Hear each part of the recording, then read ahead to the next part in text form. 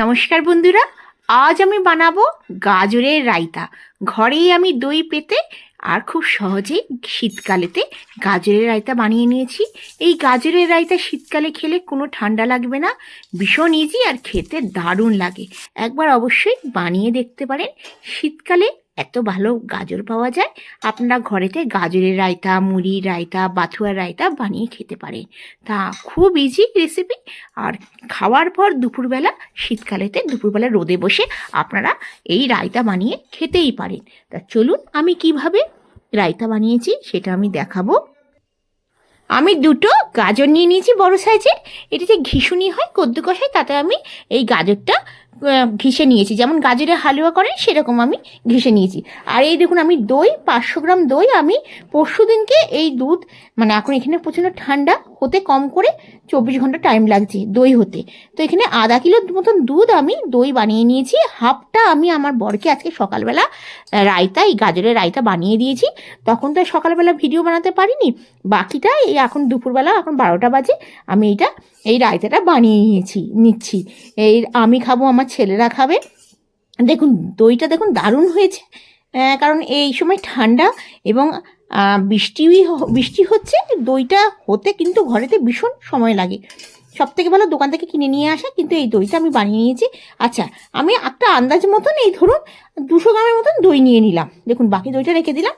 এবার রায়তাটা আপনারা ইচ্ছা করলে ঘনও খেতে পারেন, আবার ইচ্ছা করলে পাতলাও খেতে পারেন। বেশি ঘনও ভাল লাগে না, আবার খুব একটা পাতলাও ভাল লাগে না, মোটামুটি এরকমই ঠিক আছে। এখন দইটাকে না আমি ভালো করে 1 মিনিট পর্যন্ত আমি ভালো করে চামচ দিয়ে ফাটিয়ে নেব। এটা করা জরুরি। এটা ফেটিয়ে নিয়ে তারপরে আমি এর মধ্যে গাজর, যা যা মশলা সব দেব। এখানে এত ঠান্ডা, নর্থের সাইডে, মানে আমি থাকি আগ্রাতে, এত ঠান্ডা, বৃষ্টিও হচ্ছে, কিন্তু এই গাজরের রায়তা খেলে কোনো সর্দি কাশি কিচ্ছু হয় না, খুব ভালো। আর হজমের জন্য তো ভীষণই ভালো। দেখুন আমি গাজরটা পুরোটাই দিয়ে দেব। আপনারা ইচ্ছা করলে একটু কম দিতে পারেন, একটু বেশিও দিতে পারেন, যেরকমই হোক। আমি গাজরটা দিয়ে দিলাম। গাজরটা দিয়ে প্রথমে আগে মিশিয়ে নেব দইটার সাথে, তারপর সব মশলাগুলো দেব। এই গাজরের রায়তা একবার বানিয়ে দেখুন, দারুণ লাগবে। গরমকালে আমরা শসার রায়তা খাই, কিন্তু শীতকালে আপনারা গাজর, মুলি, বাথুয়া, আমি আপনাদের বাথুয়ার রায়তাও কীভাবে বানাই আপনাদেরকে দেখাবো।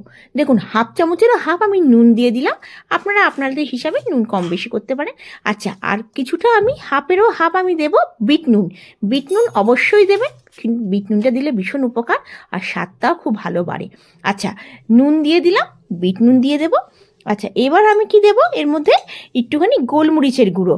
গোলমরিচের গুঁড়োটা দিলে কি হবে, ঠান্ডা লাগবে না। এটা ভীষণ ভালো, গলা খুসখুস, খাসি, সর্দি কাশিতে ভীষণ উপকার। আমি গোলমরিচটাকে মিক্সারে পিষে নিয়েছি। আচ্ছা, এবার আমি দেব হাফ চামচ জিরে পাউডার। ঘরেতেই আমি জিরেটাকে তাবার মধ্যে ভেজে নিয়ে, খোলা ভেজে নিয়ে ওইটাকে পাউডার বানিয়ে নিয়েছি। হাফ চামচ আমি জিরে পাউডার দিলাম।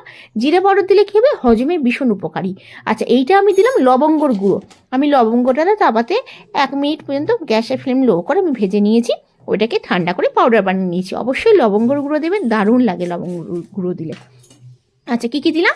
নুন দিলাম, বিট নুন দিলাম, লবঙ্গর গুঁড়ো দিলাম, জিরে পাউডার দিলাম, আর দিলাম গোলমরিচের গুঁড়ো। আচ্ছা, এইটা আমি একটুখানি চিনি দিলাম। এই ঘরেতে দেখুন মিছরি, আমি ঘরেতে এই ধাগাওয়ালা মিছরি এখানে পাওয়া যায় মথুরাতে। এই ধাগাওয়ালা মিছরি ভীষণ উপকার। এই ধাগাওয়ালা মিছরিটা আমি কালকে 1 কিলো নিয়ে এসে আমি ওইটাকে ধুয়ে রোদে শুকিয়ে এটা মিক্সারে পিষে নিয়েছি। দেখুন একটুখানি শক্ত আছে, ওইখানে দেখতেই পাচ্ছেন আপনারা।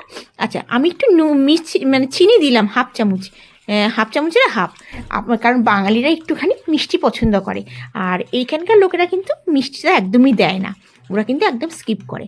আপনাদের যদি দইতে একটু মিষ্টি ভালো না লাগে, তাহলে কিন্তু আপনারা চিনিটা দেবেন না আপনাদের হিসেবে। এবার দেখুন সব কিছু আমি মিশিয়ে নিলাম, আর কি ঘন রায়তাটা হয়েছে, কি ভাল লাগছে দেখুন। আচ্ছা, আপনারা চাইলে এর মধ্যে একটুখানি কাঁচা লঙ্কা কুচিও দিতে পারেন, ছোটো ছোটো করে কাঁচা লঙ্কা কেটে দিতে পারেন। কিন্তু কখনো কখনো কাঁচা লঙ্কাগুলো বেশি ঝাল হলে না, দাঁতের মধ্যে পড়লে ভীষণ ঝাল লাগে, ওই জন্য আমি আর কাঁচা লঙ্কাটা দিইনি। আচ্ছা, আমি এখানে 1 চামচ ঘি দিয়ে দিলাম। এই ঘিটা ঘরে তৈরি করিনি, ঘরে আমি সবসময় ঘি তৈরি করি।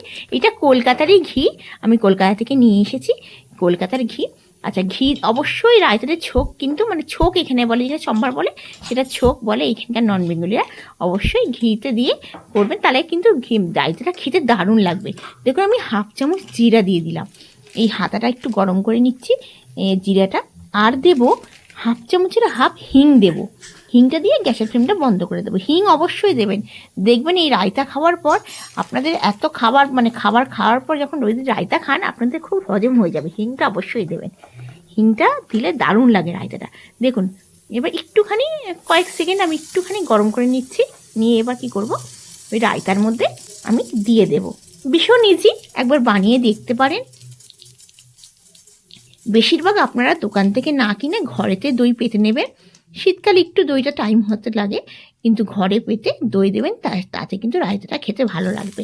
বাজারে যতই মিষ্টির দোকান যাই বলুন, দইয়ে দুধ কোন দুধ দিচ্ছে সেটা তো আপনারা জানেন না, কিন্তু কোনো দুধ কিনে নিয়ে এসে কিংবা গরুর দুধে আপনারা একটু, গরুর দুধ হলে একটুখানি জাল দিয়ে ঘন করে নেবেন, ঘন করে রায়তাটা বানাবেন। দেখুন আমি দেখুন এটাতে ঢাকা দিয়ে দিলাম একটুখানি, এই 5 মিনিটের মতন ঢাকা দিয়ে রাখলাম। ঢাকা দিয়ে রাখলে এটা বেশ গন্ধটা থাকবে। দিয়ে এবার নাড়াচাড়া করে নিলাম। খুব সহজেই আমি ঘরে বানিয়ে ফেললাম গাজরের রায়তা। আপনারা একবার বানিয়ে দেখবেন আর অবশ্যই কমেন্টসে জানাবেন কীরকম ভালো লেগেছে কিনা। যদি আজকের ভিডিওটা ভালো লেগে থাকে তাহলে অবশ্যই দেখতে দেখতে যদি ভালো লাগে অবশ্যই লাইক করবেন, বন্ধু বান্ধবের কাছে আমার চ্যানেলটিকে শেয়ার করবেন, আর অবশ্যই যদি সাবস্ক্রাইব না করে থাকেন অবশ্যই সাবস্ক্রাইব করে আমার পাশে থাকবেন। আপনারা কোথা থেকে দেখছেন, ভারতের মধ্যে কোথা থেকে দেখছেন কিংবা ভারতের বাইরে কোত্থেকে দেখছেন অবশ্যই আমাকে কমেন্টসে জানাবেন। আমার ভীষণ ভালো লাগবে যে আমার ভিডিও আপনারা দেখেছেন, আর অবশ্যই সুন্দর সুন্দর কমেন্টসে জানাবেন। গাজরের রায়তাটা একবার বানিয়ে ফেলুন, কথা দিচ্ছি দারুণ লাগবে। একবার বানিয়ে দেখবেন, এর স্বাদ ভুলবেন না। তো আবার আসবো নতুন ভিডিও নিয়ে। আপনারা ভালো থাকবেন, সুস্থ থাকবেন এই কামনা করে আজকে ভিডিওটা শেষ করছি। ধন্যবাদ।